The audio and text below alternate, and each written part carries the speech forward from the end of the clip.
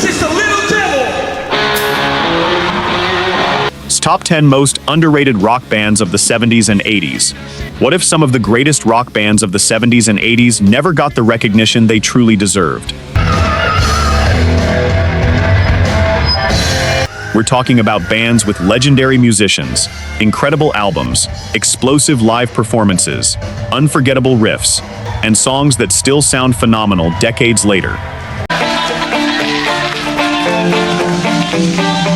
Yet somehow, when people talk about the greatest rock bands ever, their names often get left out. And that's about to change, because this countdown isn't about the biggest record sales. It isn't about who had the most famous logo. And it definitely isn't about simply naming the bands you've heard 1,000 times. We're going deeper.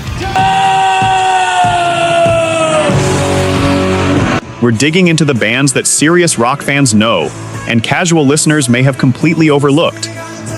Some of them influenced musicians who became bigger stars than they ever were. Some created sounds that would later become the blueprint for hard rock, heavy metal, alternative rock, and everything in between. And some released albums that rock fans still argue should be considered classics. But here's where things get interesting. One band on this list was so talented that other legendary musicians considered them a musician's band. Another helped shape the twin guitar sound that would influence generations of metal players. One featured a guitarist whose playing helped build the bridge between hard rock and heavy metal. And there's a band here that delivered one of the most respected live albums of the 1970s, yet somehow still doesn't get talked about enough. We've got British rockers, American innovators, hard rock monsters, guitar pioneers, and musicians who were simply too good to remain forgotten. But don't assume you know where your favorites will appear. I wouldn't have none of you change. Because I've deliberately kept the biggest surprise for the end. And when we reach the final band, I want you to tell me whether number one really deserves the crown. Here's the challenge. Don't skip ahead. Because somewhere in this countdown could be a band you've heard 100 times, without ever realizing just how important they really were. And if you discover a new favorite along the way, tell us in the comments. This isn't just my list. This is a conversation between rock fans.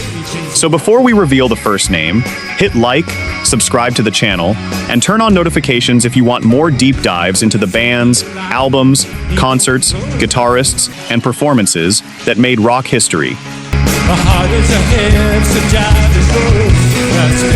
And while you're watching, keep one question in your head. Which legendary band do you think has been criminally overlooked?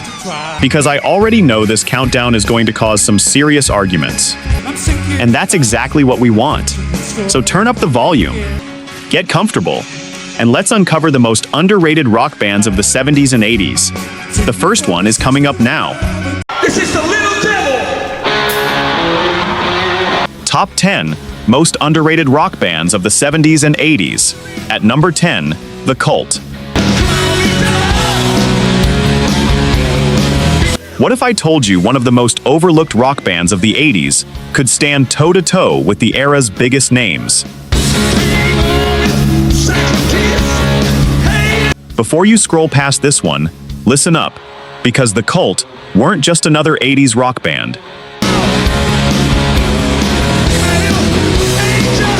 They were a band that refused to stay in one lane.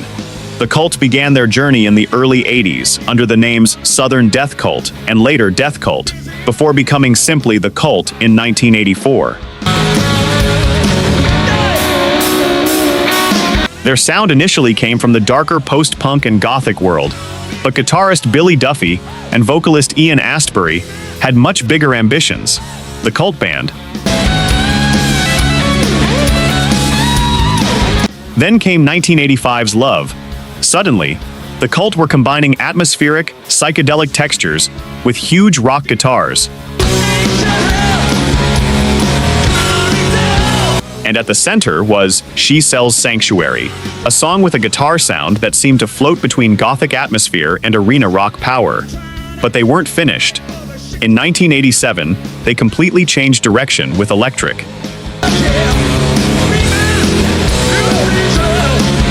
Produced by Rick Rubin, the album stripped away much of the atmosphere and turned the volume up. Tracks like Wildflower, Lil Devil, and Love Removal Machine hit with raw, straight-ahead rock energy. The Cult. And then came Sonic Temple in 1989. Firewoman, Sweet Soul Sister, Soul Asylum. The album pushed the Cult even further into massive hard rock territory and reached number 10 on the US Billboard album chart. The Cult Band. So why call them underrated?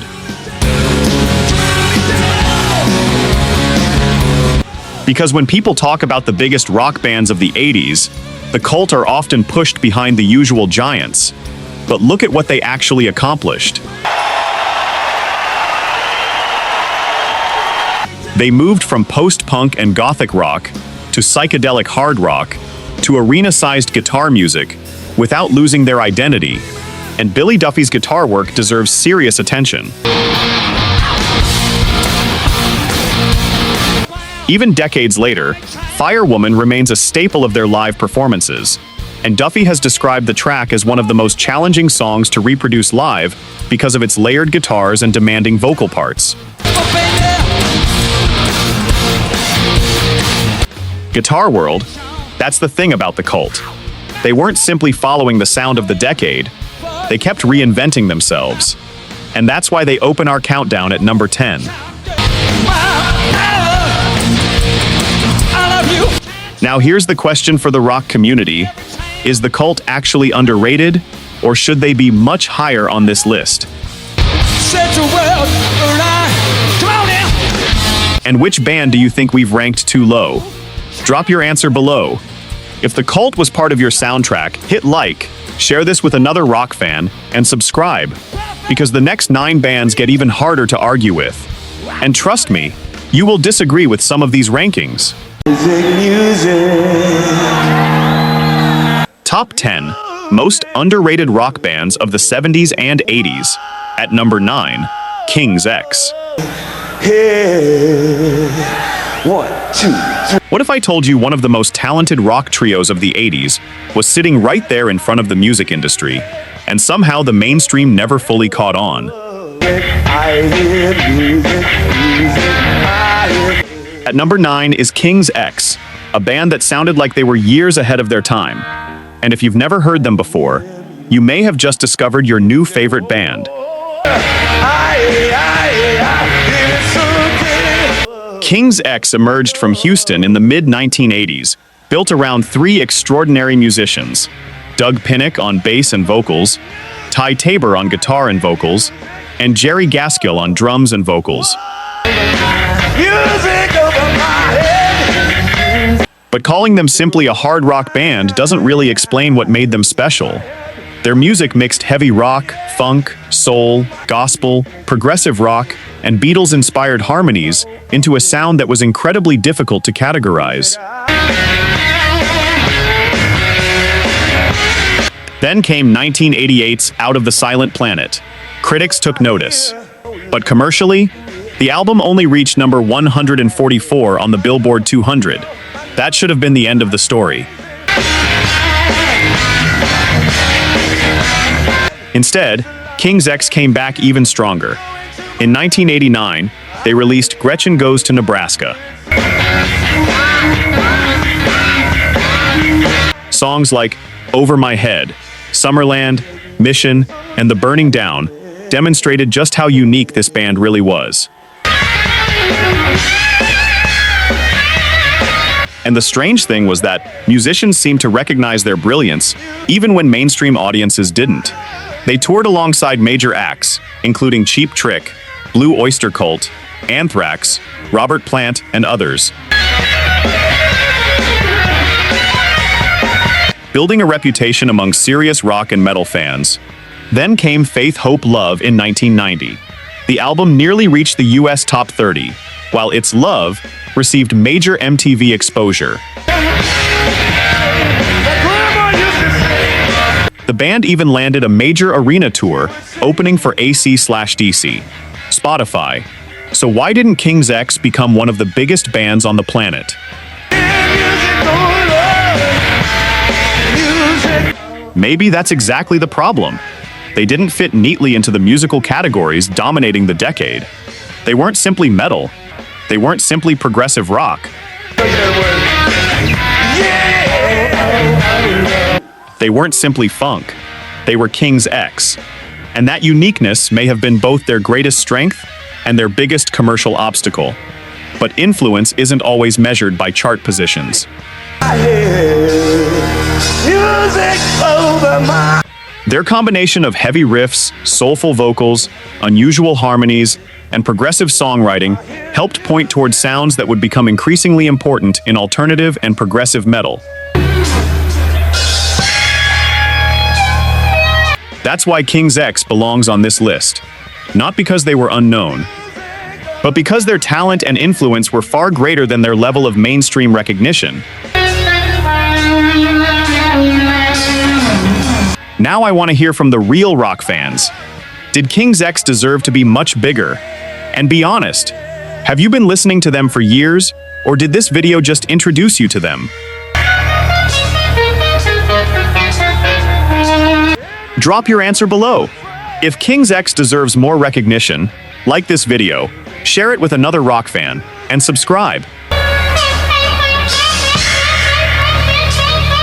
Because we've got 8 more underrated bands coming, and some of them are going to cause serious arguments.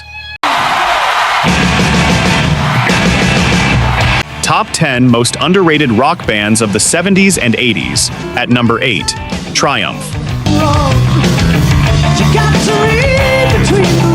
What if one of the greatest power trios of the 70s and 80s has been living in the shadow of another legendary Canadian trio for far too long?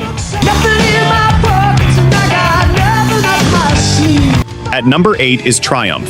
3 musicians, enormous guitars, soaring vocals, progressive ambition, and a live show built to shake arenas. And if you think you already know Triumph, you might want to turn the volume up. Formed in Toronto in 1975, Triumph brought together Rick Emmett on guitar and vocals, Gil Moore on drums and vocals, and Mike Levine on bass and keyboards.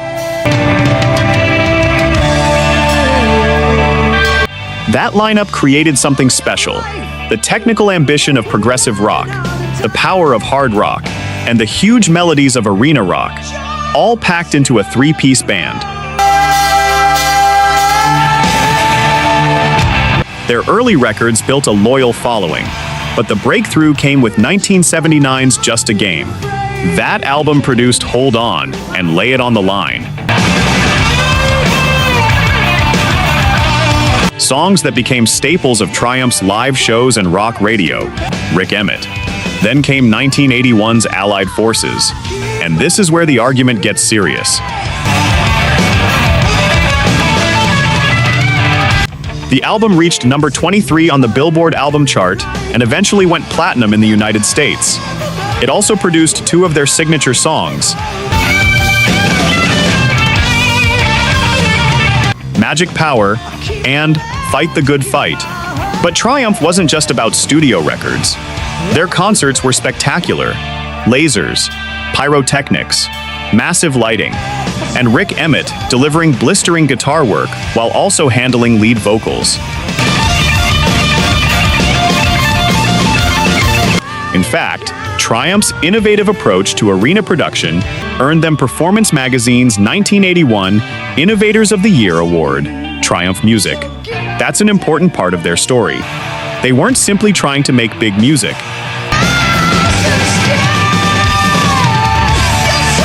They were trying to create a big experience. And despite all of that, Triumph is still frequently mentioned behind bands like Rush, Journey, Boston, and other giants of the era. That's why they're perfect for this countdown.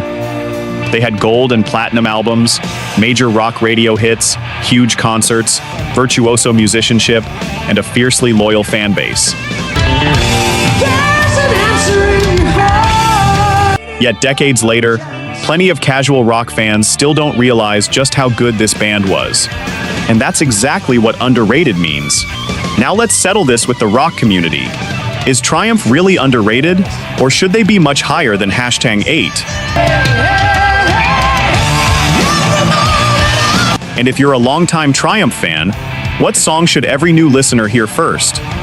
Drop your answer below.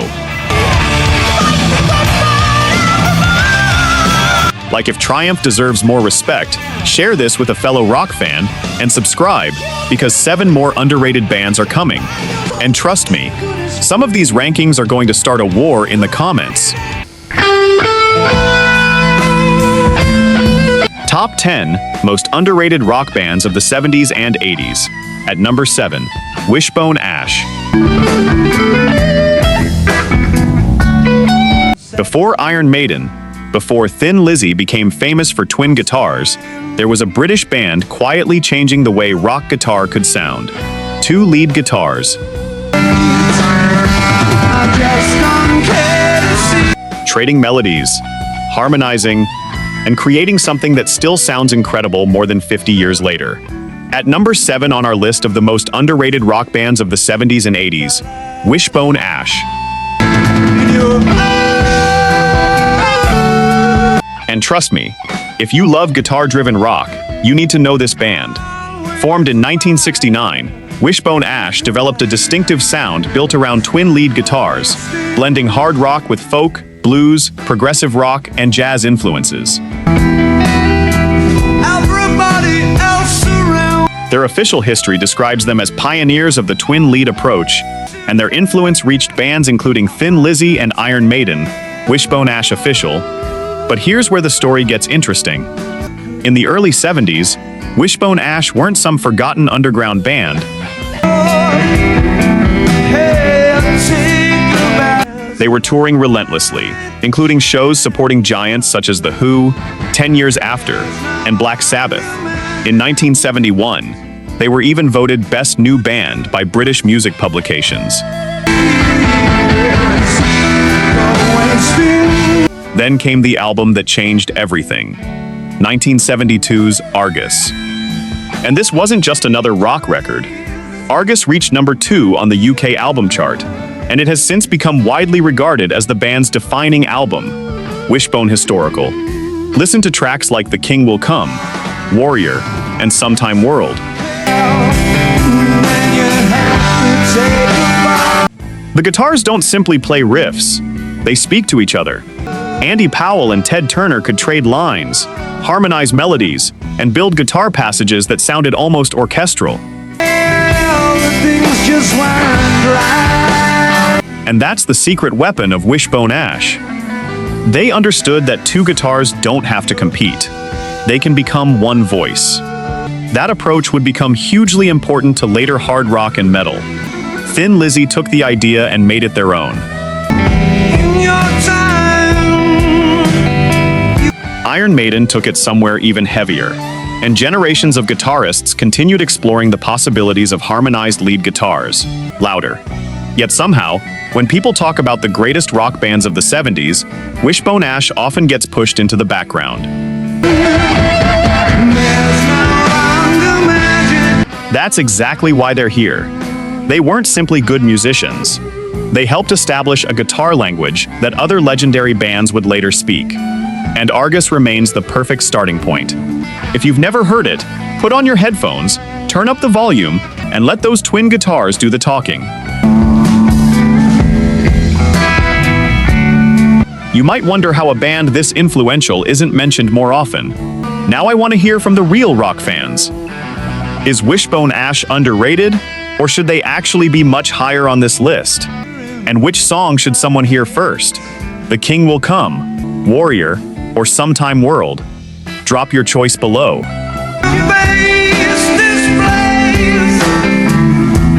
Like, if Wishbone Ash deserves more recognition, Share this with a guitar-loving rock fan, and subscribe for the next entry, because we're getting closer to #1, and the next bands are going to make this comment section explode. Top 10 most underrated rock bands of the 70s and 80s. At number 6, UFO.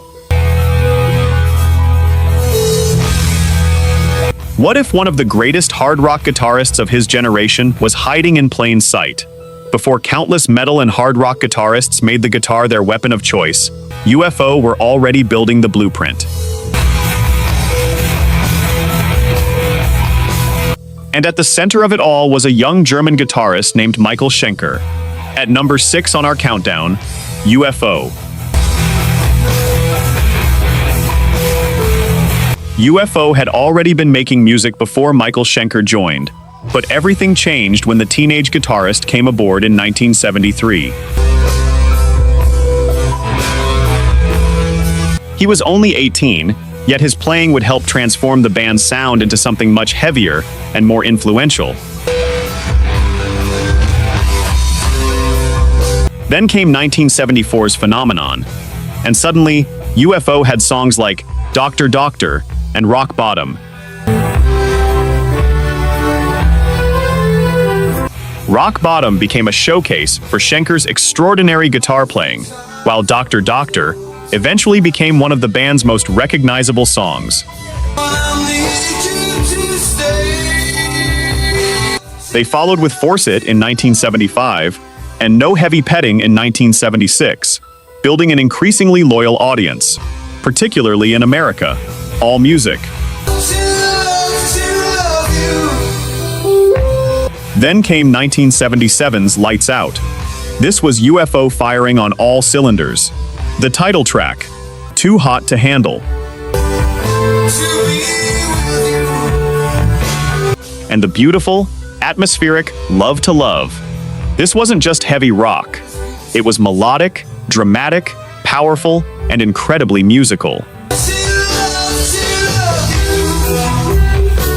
And then came the album that every serious UFO fan will tell you to hear, Strangers in the Night. Released in 1979, this live album captured the classic UFO lineup at its peak and became a major commercial success, reaching number 8 on the UK album chart. So why aren't UFO mentioned alongside every major hard rock band of the era?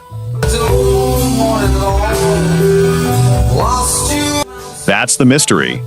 They had the songs, they had the musicianship, they had the live power, and they had Michael Schenker, whose melodic guitar style became hugely influential among later hard rock and metal players. Even today, rock fans continue to describe UFO as one of the era's great underrated bands. But perhaps their greatest achievement was creating a sound that could be both heavy and beautiful. Schenker didn't need endless noise. He could make a single melodic phrase hit harder than a wall of distortion. And that's what made UFO special. They weren't simply loud, they had soul. Now let's settle this one. Does UFO belong even higher than #6? And if you're introducing someone to UFO for the first time, what's the song you play first? Rock Bottom, Doctor Doctor, Lights Out, or Love to Love? Drop your choice in the comments. Like if UFO deserves more recognition, share this with a fellow rock fan, and subscribe for #5. Because from here on, we're entering seriously underrated territory. Top 10 most underrated rock bands of the 70s and 80s. At number 5, Blue Oyster Cult. You know Don't Fear the Reaper. You've probably heard that guitar riff. You may even know the famous cowbell. But what if I told you that song barely scratches the surface of what this band was capable of?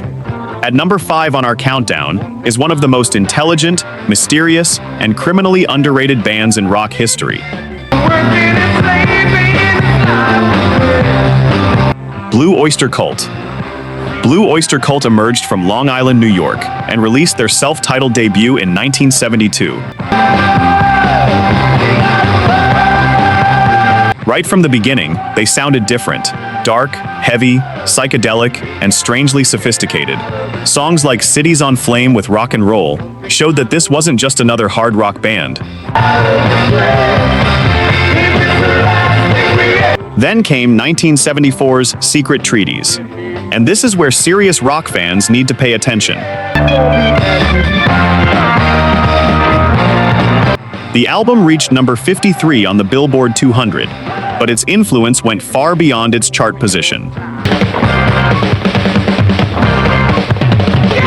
Its dark themes, powerful riffs, and unusual songwriting helped establish Blue Oyster Cult as an important force in the development of early heavy metal and proto-metal. Tracks like Career of Evil, Dominance and Submission, ME262, Flaming Telepaths, and Astronomy demonstrated just how ambitious this band was. And then came 1976's Agents of Fortune. One song changed everything. Don't Fear the Reaper. Written by guitarist Donald Buck Dharma Roser, the song became the band's biggest hit and eventually reached number 12 on the Billboard Hot 100. Its haunting guitar melody and mysterious atmosphere turned it into a permanent part of rock culture. Tsinani. But here's where the band becomes truly underrated. People hear Reaper and think they know Blue Oyster Cult. They don't.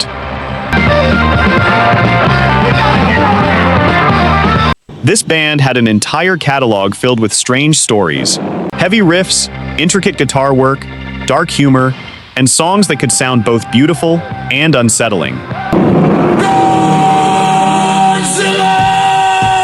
And Buck Dharma deserves special attention. His guitar playing wasn't about showing off. It was about melody, atmosphere, and creating a mood that you couldn't quite escape.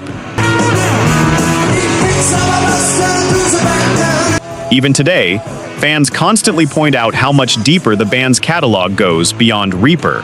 Reddit. That's why Blue Oyster Cult lands at number 5. They had the hit, they had the musicianship, they had the influence, they had the cult following. But compared with the biggest names of the 70s, their overall legacy still doesn't receive the recognition it deserves. And that makes them one of rock's ultimate underrated bands. Now I want the longtime BOC fans to settle this. Is Blue Oyster Cult really underrated, or should they be even higher? And forget Reaper for a second. What's your favorite Blue Oyster Cult song? Drop it in the comments. Like, if BOC deserves more respect, share this with a rock fan, and subscribe for number 4, because we're entering the top 4 now, and these next bands are going to make this countdown very controversial. Top 10 most underrated rock bands of the 70s and 80s. At number 4, Thin Lizzy. You know the boys are back in town. But if that's the only Thin Lizzy song you know, you're missing one of the greatest rock stories ever told. Because this Irish band didn't just write an anthem. They helped change the language of hard rock guitar. At number 4 on our countdown of the most underrated rock bands of the 70s and 80s. Thin Lizzy. And this one might make some serious rock fans ask, how the hell are they only number 4? Thin Lizzy formed in Dublin in 1969, led by the extraordinary Phil Lynott alongside drummer Brian Downey. But what made Thin Lizzy truly special was the combination of Lynette's songwriting and vocals, Downey's distinctive drumming, and the band's pioneering twin guitar sound. Thin Lizzy official. And here's something that deserves more attention.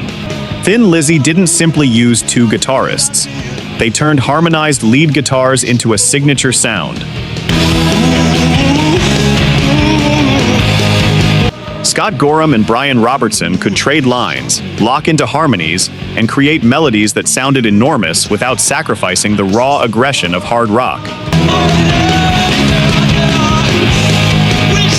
That approach would go on to influence bands, including Iron Maiden and other generations of heavy metal guitarists. Then came 1976's Jailbreak. And suddenly, Thin Lizzy had the song that would become their calling card. The Boys Are Back in Town. The single reached number 8 in the UK, while Jailbreak broke into the US top 20. Thin Lizzy official. But here's the mistake people make. They hear that one song and assume they know Thin Lizzy. They don't. Because then you discover Jailbreak, Cowboy Song, Emerald. Don't Believe a Word, and Dancing in the Moonlight. This wasn't a one-hit band. It was a band with depth, attitude, melody, storytelling, and unbelievable guitar chemistry. And then came Live and Dangerous in 1978. The album reached number 2 in the UK and remained on the chart for an astonishing 62 weeks. That's Thin Lizzy at full power. But perhaps the biggest reason they belong at number 4 is Phil Lynott. He wasn't just a frontman. He was a poet, storyteller, bassist, songwriter, and rock star who gave Thin Lizzy an identity that nobody else could reproduce. His lyrics could move from street-level stories to mythology, romance, loneliness, and swagger, all while the band blasted behind him. And decades later, musicians still talk about Thin Lizzy's influence. That's the definition of underrated. A band whose influence is enormous, but whose name still doesn't appear often enough in conversations about the greatest rock bands ever. Now I want the Lizzy fans to settle this. Is Thin Lizzy really only #4? Or should Phil Lynott and the Boys be top 3, or even #1? And don't just say, the boys are back in town. Give me your favorite Thin Lizzy deep cut. Drop your choice below. Like if Thin Lizzy deserves more recognition, share this with a fellow rock fan, and subscribe because we're entering the top 3. And believe me, the next 3 are going to make this comment section explode. Top 10 Most Underrated Rock Bands of the 70s and 80s. At number 3, Roxy Music. What if one of the most influential bands of the 70s didn't sound like anyone else? And that's exactly why they were so important. They mixed rock, glam, art, electronic music, experimental sounds, and sophisticated pop into something completely new. At number 3 on our countdown, Roxy Music. And here's the crazy part. Their influence may be much bigger than their mainstream reputation. Roxy Music emerged from England in 1971, led by the unmistakable Bryan Ferry, alongside guitarist Phil Manzanera, Andy Mackay on saxophone and oboe, and drummer Paul Thompson. From the beginning, Roxy music sounded different. They weren't interested in simply making another guitar-driven rock record. They wanted to create an entire atmosphere. Their 1972 debut album, Roxy Music, immediately announced that something unusual had arrived. And then came For Your Pleasure in 1973.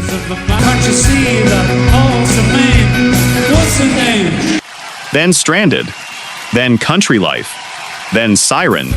Album after album, Roxy Music kept reinventing themselves. And here's what makes them so fascinating. They could sound glamorous, then strange.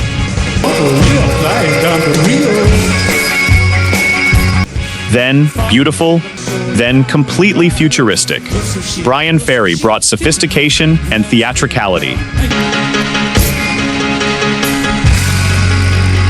Phil Manzanera brought sharp, experimental guitar. Andy Mackay added saxophone and other textures. And Brian Eno's early electronic experimentation helped give the band's first records an unmistakably adventurous character. This wasn't ordinary rock. It was rock being pulled into the future, and their influence didn't stop with the 70s. As the musical landscape changed in the 80s, Roxy Music's sophisticated sound became increasingly relevant. Their 1982 album Avalon became their biggest commercial success, reaching #1 in the UK.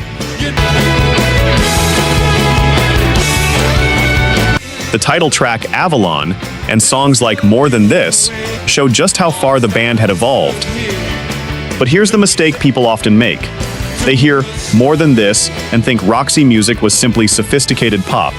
Not even close. Go back to the early albums. Listen to Virginia Plain. Do the Strand. Editions of You. Street Life. You hear experimentation, attitude, bizarre textures, incredible musicianship, and a willingness to take risks. And that's why Roxy Music deserves #3.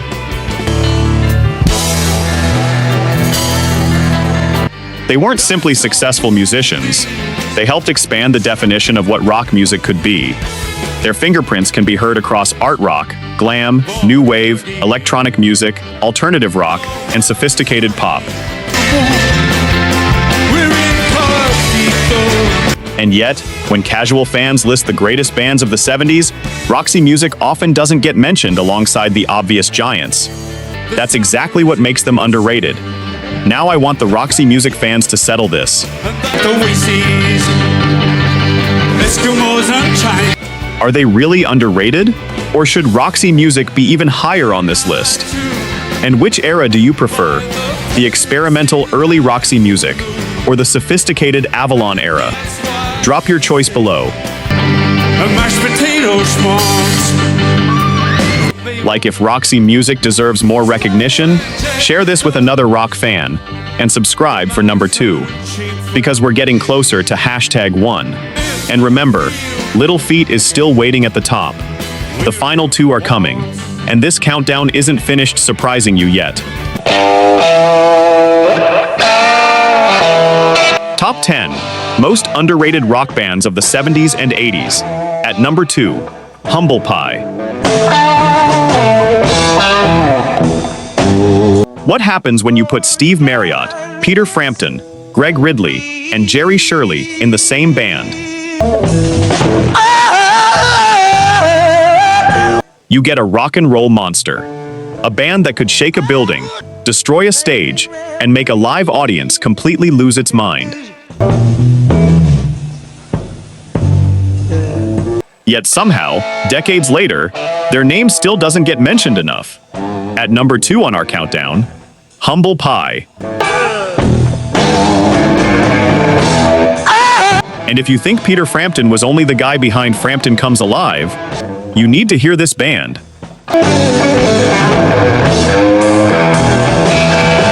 Humble Pie came together in 1968, with former Small Faces frontman Steve Marriott joining forces with a young Peter Frampton, bassist Greg Ridley, and drummer Jerry Shirley. The British press quickly called them a supergroup, and the description wasn't exactly an exaggeration. HumblePieOfficial.com. But Humble Pie weren't interested in simply collecting famous musicians. They wanted to play rock and roll loud.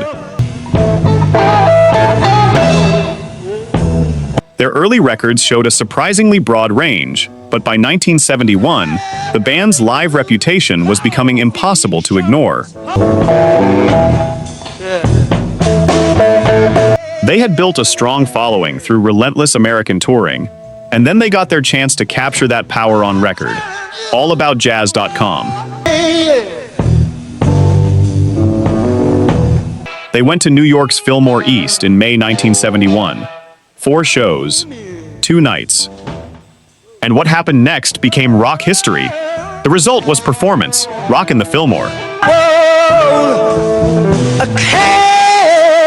Released later that year, the double live album reached number 21 on the Billboard 200 and eventually went gold in the United States. OnamRecords.com. And this wasn't some polite live recording. This was a full-on assault.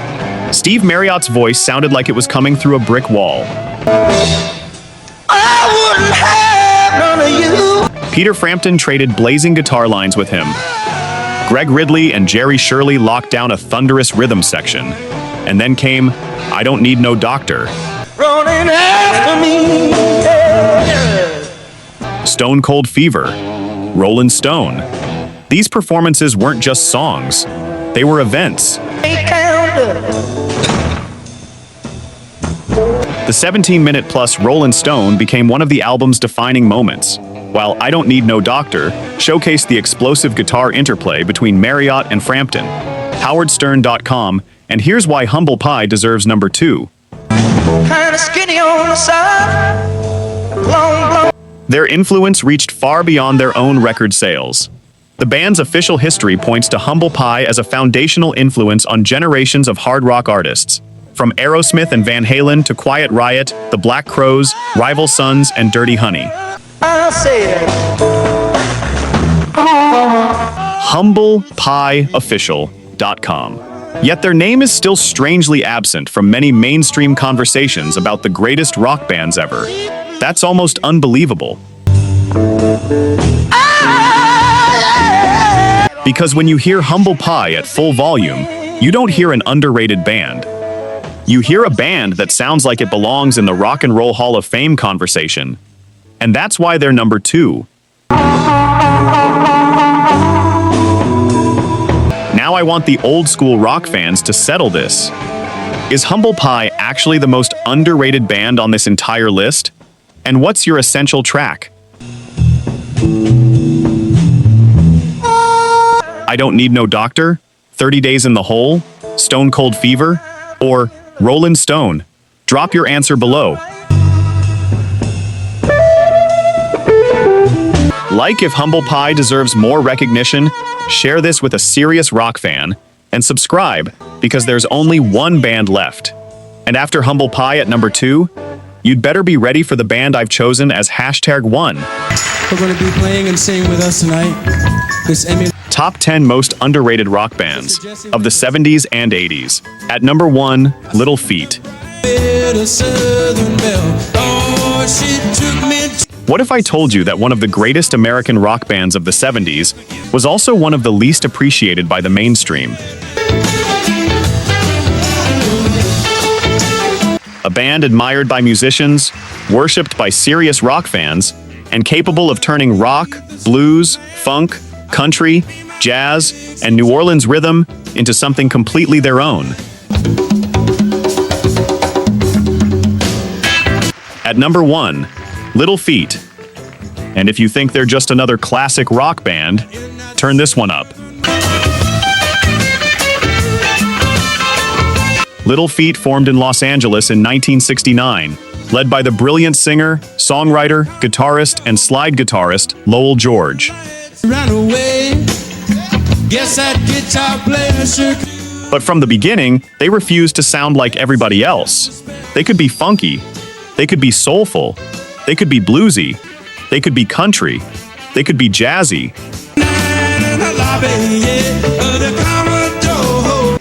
And somehow, it all sounded like Little Feat. Then the lineup expanded, bringing in musicians like Paul Barrere, Bill Payne, Richie Hayward, Sam Clayton, and Kenny Gradney. And the band's sound became even bigger and more adventurous. By the mid-70s, Little Feat had developed something special, a reputation as a musician's band. Their records were great, but their concerts? That's where Little Feat came alive. Then came the masterpiece. 1978's Waiting for Columbus, recorded during the band's 1977 performances in London and Washington, D.C. The double live album captured Little Feat at the height of their powers. Rhino, and listen to that lineup: Lowell George, Bill Payne, Richie Hayward, Paul Barrere, Sam Clayton, Kenny Gradney. Add the Tower of Power horn section, and you've got an absolute musical monster. The latest. Then they launch into Fat Man in the Bathtub, Oh Atlanta, Spanish Moon, Dixie Chicken, Willin'. This wasn't simply rock. It was rock with a heartbeat.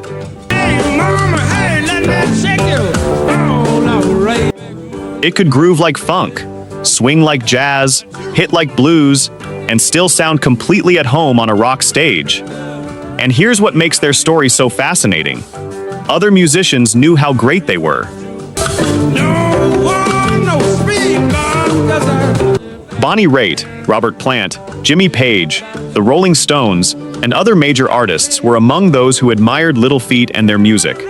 Yet Little Feat never became a household name on the level of many of their contemporaries. In fact, the Washington Post once described them as America's best unknown band, the Washington Post. And that is exactly why they're number one. Not because nobody knew them, because the people who knew them really knew them.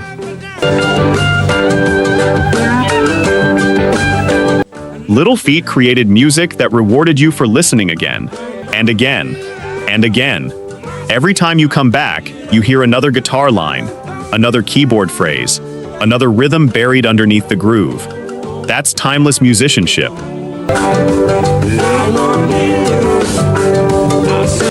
And Lowell George's tragic death in 1979 only made the band's story more poignant. But his music, and Little Feat's legacy, continued to influence generations of musicians and fans. Little Feat, now you decide. Did Little Feat deserve number one? Or is there another 70s or 80s band that you believe was even more underrated? And if you're already a Little Feat fan, what's the one song you'd play to convert somebody into a fan? Drop it in the comments. Like this video if Little Feat deserves more recognition. Share it with that friend who lives for classic rock. And subscribe because this countdown is just the beginning. The greatest rock debates aren't about agreeing, they're about discovering music you never knew you needed. Keep rocking.